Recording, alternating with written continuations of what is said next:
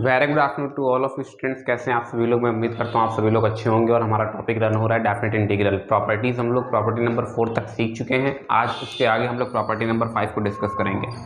Topic का नाम है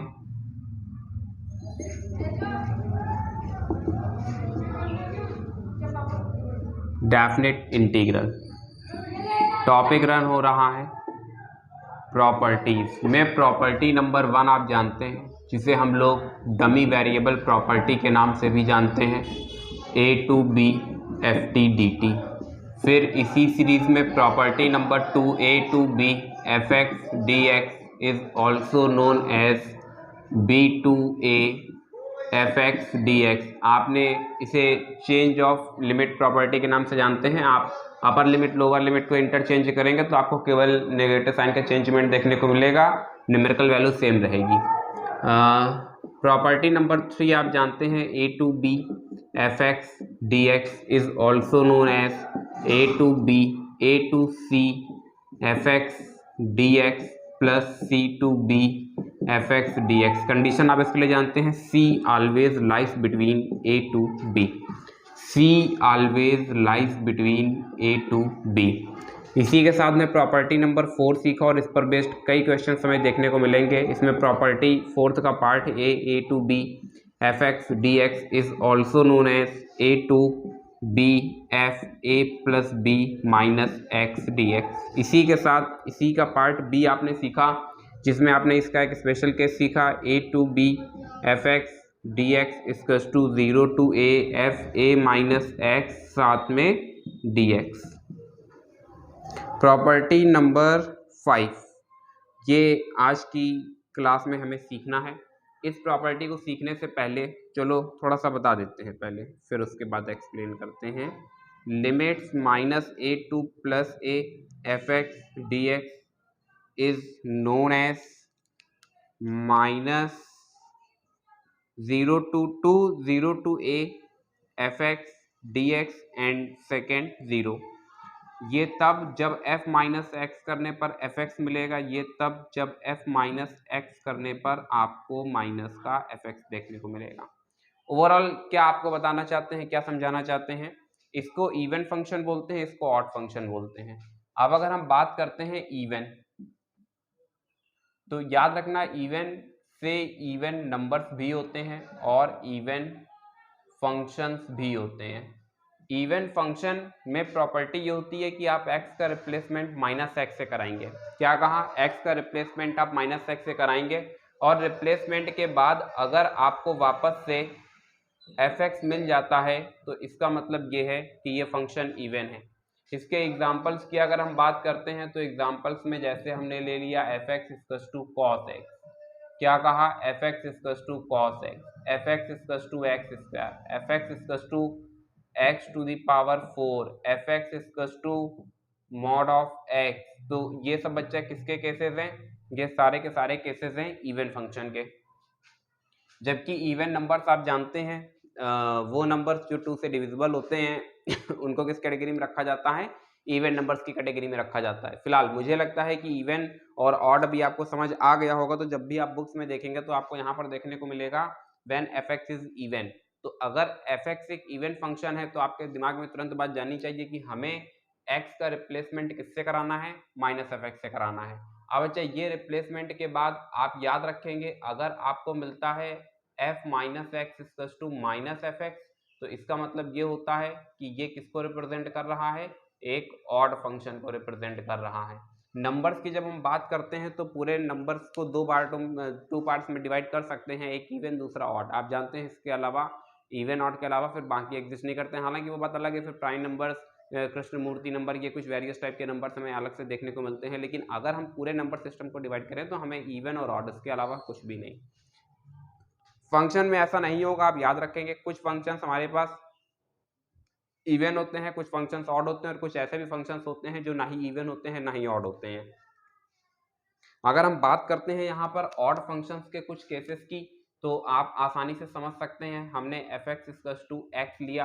आप जानते हैं अगर x का रिप्लेसमेंट हम माइनस एक्स से कराते हैं तो ये हमको देखने को मिलता है f minus x equals to minus x minus, जबकि x क्या है? वास्तव में एफ एक्स है। प्रूव होता है कि ये किस तरह का फंक्शन है, ये एक ऑड फंक्शन है। इसी के साथ में इसी कैटेगरी में हमने एक दूसरा केस लिया f x equals to sine x. क्या केस लिया, f x equals to sine x. वापस से हमने रिप्लेसमेंट कराया एक्स का किससे, माइनस एक्स से। तो बच्चा हमें ये क्या देखने को मिलता है, साइन माइनस एक्स। आप जानते हैं साइन माइनस थीटा क्या होता है, माइनस साइन थीटा होता है। तो इससे पता चलता है कि एफ माइनस एक्स ये जो एक्चुअल वैल्यू है ये किसके इक्वल हो जाती है, एफ एक्स, क्योंकि साइन एक्स एक्चुअल में एफ एक्स ही है। ये पता चलता है ये किस तरीके का फंक्शन है, एक इवन फंक्शन, ऑड फंक्शन है। तो इस तरीके से हम लोगों ने कुछ एग्जांपल्स इवन के देखे, कुछ एग्जांपल्स ऑड के देखे। अब एक एग्जांपल देखते हैं जो ना ही इवन को रिप्रेजेंट कर पाएगा और ना ही ऑड को रिप्रेजेंट कर पाएगा। Let us take f x equals to cos x minus x, cos x plus x. हमने x का रिप्लेसमेंट बच्चा किससे करा दिया, माइनस एक्स से करा दिया। तो अभी हमें यहाँ से क्या देखने को मिलता है, f minus x equals to cos x minus x. अब देखो बच्चा कॉस एक्स हमें चाहिए था कॉस एक्स प्लस एक्स, मिल क्या रहा है कॉस एक्स माइनस एक्स। क्या हम इसको f माइनस एक्स को एफ एक्स लिख सकते हैं, आपका जवाब है नहीं लिख सकते हैं। अच्छा फिर मैंने पूछा कि क्या f माइनस एक्स को हम लोग माइनस एफ एक्स लिख सकते हैं, आपने कहा नहीं लिख सकते हैं। तो इससे क्या पता चलता है कि ये फंक्शन जो अभी अभी मैंने यहाँ पर रिप्रेजेंट किया हुआ है, ये फंक्शन ना ही इवन फंक्शन है और ना ही ऑड फंक्शन है। तो नंबर्स, जब इवन और ऑड नंबर्स की बात करते हैं तो नंबर्स को टू कैटेगरीज में हम ले जा सकते हैं, इवन और ऑड, लेकिन फंक्शंस को हम टू कैटेगरीज में नहीं डिवाइड कर सकते हैं। इवन और ऑड फंक्शंस के अलावा कुछ और भी वेरियस टाइप के फंक्शंस हमें देखने को मिलते हैं। फिलहाल आज की क्लास में हमें इवन और ऑड को ही थोड़ा सा डिस्कस करना था। मुझे लगता है कि ये की पॉइंट आपको अच्छे समझ आ गया होगा। फिलहाल अब हम लोग बढ़ते हैं प्रॉपर्टी नंबर 5 को प्रूव करने में और देखते हैं कि क्या हम लोग सफल हो पाएंगे या नहीं। मोस्ट इंपॉर्टेंट प्रॉपर्टी है और आप देखेंगे कुछ कॉम्प्लिकेटेड क्वेश्चंस को बहुत इजीली हम लोग अटेम्प्ट ले पाएंगे। प्रूफ देख रहे हैं, ठीक है। प्रूफ प्रॉपर्टी नंबर 5 का, प्रॉपर्टी नंबर 5 में बताया गया है minus a to plus a F x D x. ध्यान से समझते रहेंगे।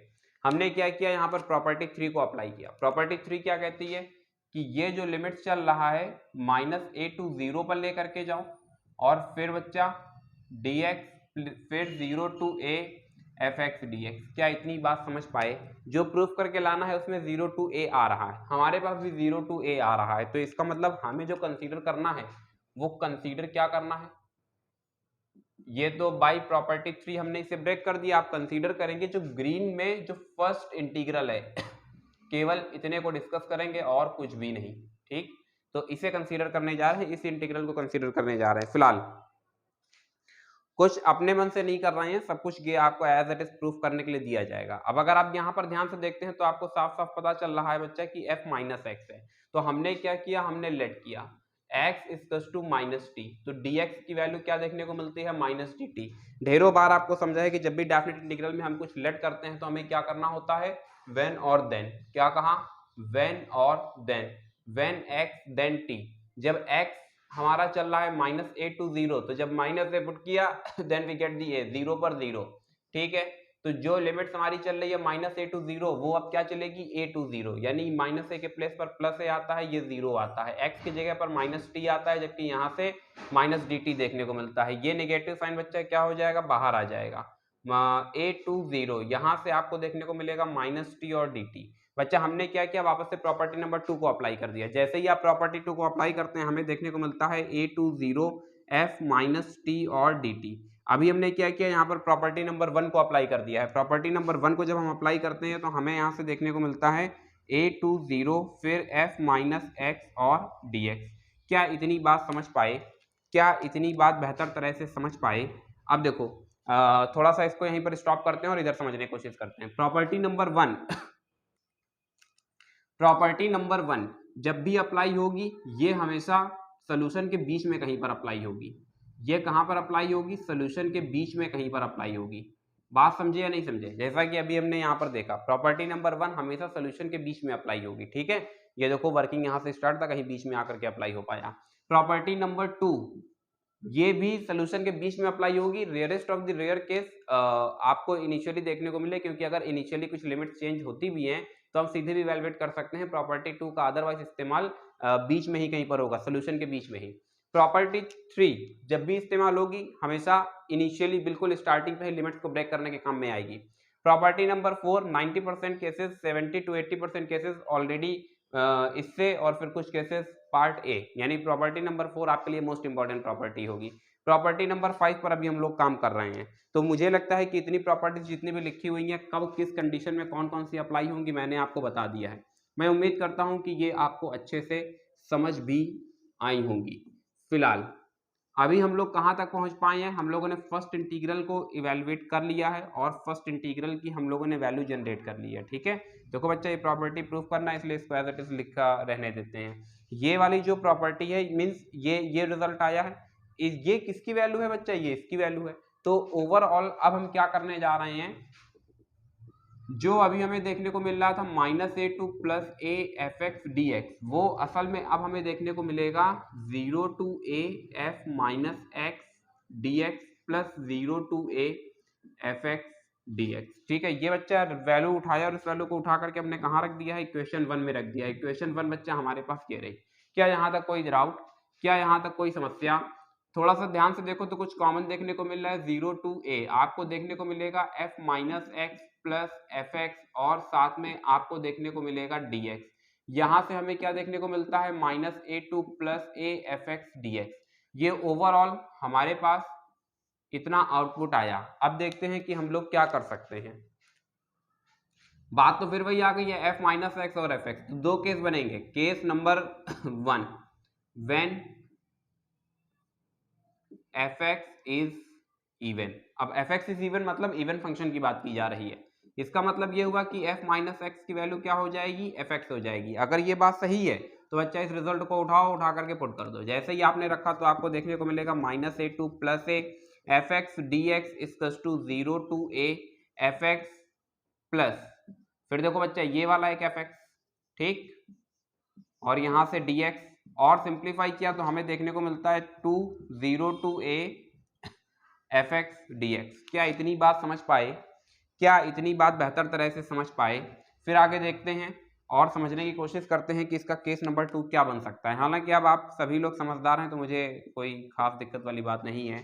व्हेन क्या बन जाएगा, एफ एक्स इज ऑड। अगर सच में एफ एक्स एक ऑड फंक्शन है तो एफ माइनस एक्स करने पर हमें क्या देखने को मिलेगा, माइनस एफ एक्स देखने को मिलेगा। इस रिजल्ट को उठा करके बच्चा हमें कहाँ रखना है, इसको हमने स्टार पर ले लिया है। ये भी वैल्यू उठा करके स्टार पर रखी थी और इस वैल्यू को भी हम कहाँ पर पुट कर रहे हैं, स्टार पर पुट कर रहे हैं। तो हमें देखने को मिलेगा -a to plus a F x D x equals to, यहाँ से देखने को मिलेगा 0 to A F x D x plus sorry यहाँ से आपको देखने को मिलेगा f minus x plus f x, overall यहाँ से dx। बच्चा ये दोनों एक दूसरे को कैंसिल कर देते हैं तो यहाँ पर हमें देखने को क्या मिलता है, चलो अच्छा इसे ऐसे ही लिखा, थोड़ा सा रफ करना पड़ेगा, जगह नहीं है।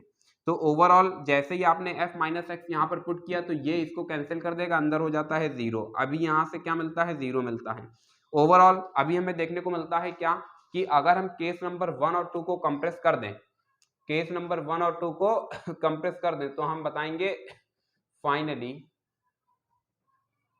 वी गेट, हाँ भैया क्या बातें हैं, जल्दी से बोलो, जल्दी से बोलो, integration -a to plus a F x D x equals to आपको देखने को मिलेगा 0 to A F x D x और साथ में 0। हाँ, ये 0 हमको कब मिला, जब हमने ये बताया कि एफ एक्स किस तरीके का फंक्शन है, एक ऑड फंक्शन है। जब हमने क्या कहा, एफ एक्स किस तरीके का फंक्शन है, एफ एक्स इज ऑड। आप बुक्स में देखेंगे तो वो f minus x equals to minus f x देखने को नहीं मिलेगा, वहां लिखा होगा f x is odd. Same process जब आप बुक्स में देखेंगे तो ये प्रॉपर्टी होगी और इसके आगे लिखा होगा एफ एक्स इज इवन। हालांकि यही एक केस मैंने बनाया था जिसमें बताया था एफ एक्स इज इवन और एफ एक्स इज ऑड। मैं उम्मीद करता हूं कि दोनों ही केसेस आपको अच्छी तरीके से समझ आए होंगे और इसी के साथ में ये जो अभी हमें प्रूफ करना था ये हम ऑलरेडी इसे प्रूफ कर चुके हैं। प्रॉपर्टी नंबर 5 कुछ रफ कर देते हैं, अच्छे समझ आएगा।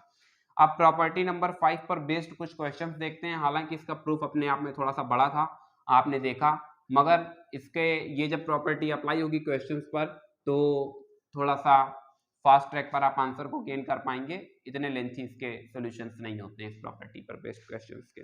देखते हैं कि क्या कर सकते हैं हम लोग और क्या सीख सकते हैं। एक क्वेश्चन है एग्जाम्पलर से, NCERT एग्जाम्पलर से एक क्वेश्चन है। इसी क्वेश्चन को डिस्कस करना चाहते हैं। -π से +π sin to the power 83x plus x to the power 123 dx। कोई दिक्कत यहाँ तक? कोई दिक्कत यहाँ तक? आइए फिर से जरा समझने की कोशिश करते हैं और देखते हैं कि क्या हो सकता है।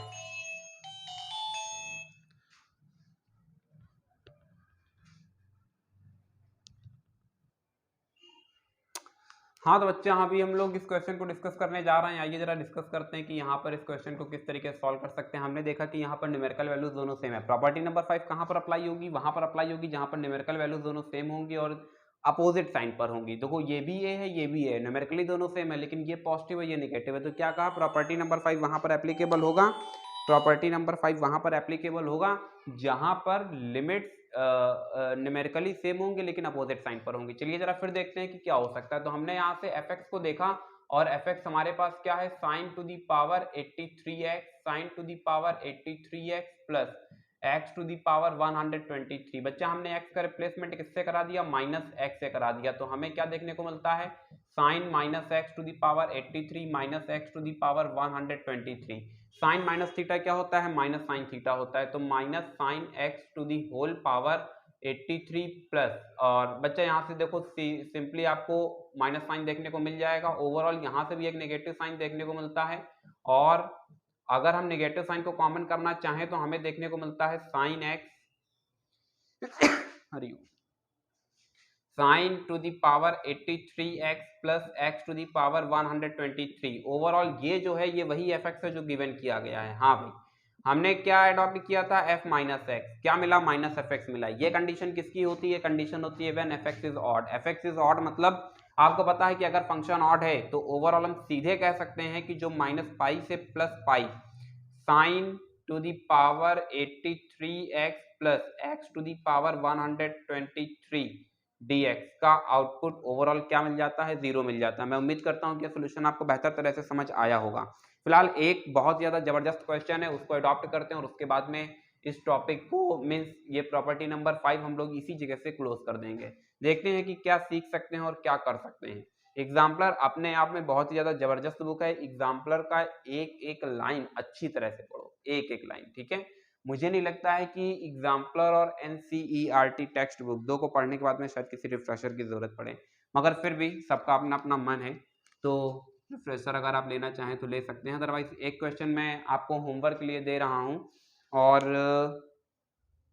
मेरी एग्जाम्पलर से पेज नंबर 161, मेरे पास जो एग्जाम्पलर है उसमें पेज नंबर 161, और अभी हम लोग जो डिस्कस करने जा रहे हैं वो एग्जाम्पल नंबर 25। क्या कहा? जो डिस्कस करने जा रहे हैं वो एग्जाम्पल नंबर 25। यहाँ पर कहा गया है x equals to 0 to y 1 upon under root 1 plus 9 t square साथ में dt। क्या कहा गया है? 9 t square x equals to 0 to y after then 1 upon under root 1 plus 9 t square dt, then you and आपको साथ में एक और भी कंडीशन दी गई है d2y upon dx2 equals to ay। तो पूछ रहा है find the value of a, find a, ठीक है। आपको a की वैल्यू बतानी है क्या है। मुझे लगता है शायद ये क्वेश्चन हम लोग डिस्कस कर चुके हैं। आप मुझे बताएंगे कि अगर ये डिस्कस किया है तो इसको कहाँ पर डिस्कस किया है, और बेसिकली इसमें मैंने आपको एक रूल भी इसके लिए बताया हुआ है, तो आप उस रूल का नाम भी बताएंगे। ओवरऑल पता चल रहा है कि जो पढ़ाया जा रहा है वो एकदम सही पढ़ाया जा रहा है और आपके लेवल पर पढ़ाया जा रहा है, कोई भी चीज़ आपके स्टैंडर्ड से बाहर नहीं है। फिलहाल अभी क्या है कि हम लोग एग्जाम्पल नंबर 26 डिस्कस करने जा रहे हैं, पेज नंबर 161। ये एग्जाम्पलर का क्वेश्चन है, मोस्ट इंपॉर्टेंट प्रॉब्लम है, मोस्ट जो भी लिखना हो आप लिख सकते हैं। फिलहाल एग्जाम्पल नंबर 26 देखते हैं क्या कहा जा रहा है। -1 to +1 ये बच्चा क्वेश्चन पूछा गया है। ये क्वेश्चन पुटअप किया हुआ प्रॉब्लम है। x³ ये सीबीएसई में आया है, plus mod of x plus 1 whole upon x² plus 2 mod of x plus 1 dx। तो ओवरऑल हमारे पास ये प्रॉब्लम आया। इसको इवेलुएट करना है, देखते हैं कि क्या कर सकते हैं। हालांकि लिमिट्स आपने देखा न्यूमेरिकली सेम है लेकिन अपोजिट साइन पर है, तो यहाँ पर प्रॉपर्टी नंबर 5 एप्लीकेबल है। हमने क्या किया, बहुत ही ज़्यादा समझदारी का परिचय देते हुए इसको इस पैटर्न पर रिप्रेजेंट किया। dx plus mod of x plus 1 upon x² plus 2 mod of x plus one. आइए समझने की कोशिश करते हैं कि क्या हो सकता है। लिमिट चल रही है -1 टू +1। थोड़ा सा बेहतर तरीके से इस इंटीग्रल को हमने I1 नाम दिया प्लस इस इंटीग्रल को हमने I2 नाम दिया। अब देखते हैं कि क्या हो सकता है। ये जो ओवरऑल इंटीग्रल चल रहा है इसको हमने क्या नाम दे दिया, I नाम दे दिया। तो ओवरऑल हमारे पास बना I = I1 + I2। ये रहा इक्वेशन 1।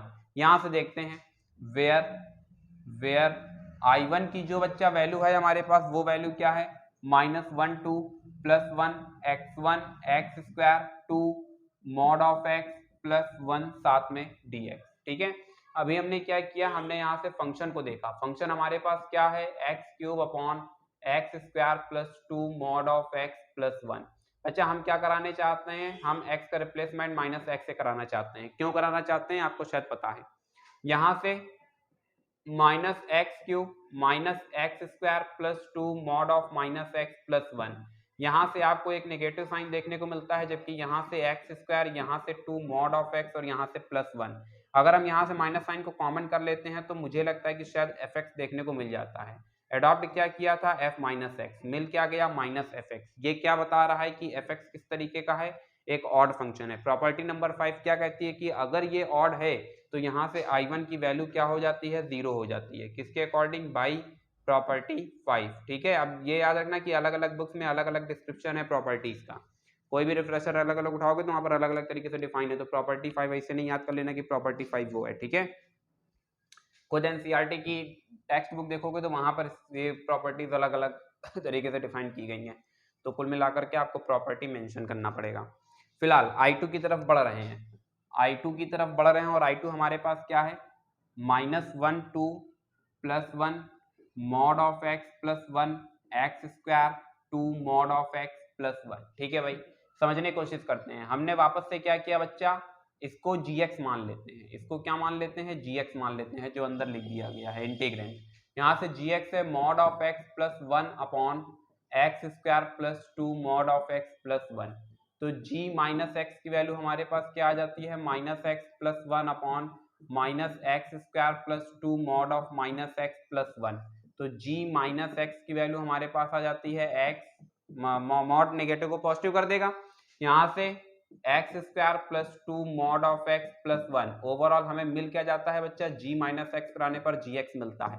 किस तरीके का फंक्शन बन चुका है, इवन फंक्शन बन चुका है। अगर ये इवन फंक्शन बन चुका है तो यहाँ से पता चलता है कि जो I2 है, जो अभी चल रहा था -1 से +1 mod of x upon x² + 2 mod of x +1 dx, ये वास्तव में अब लिखा जा सकता है 0 टू +1। क्या कहा, 0 टू +1, एक 2 आगे आ जाता है, इसी के साथ में mod of x +1 upon x² + 2 mod of x और +1।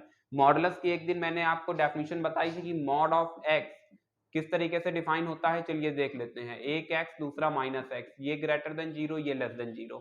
अब जबकि x कैसा है, पॉजिटिव है, तो मॉडुलस अपना चमत्कार दिखा नहीं पाएगा। mod of x एक्चुअल में क्या है, x है।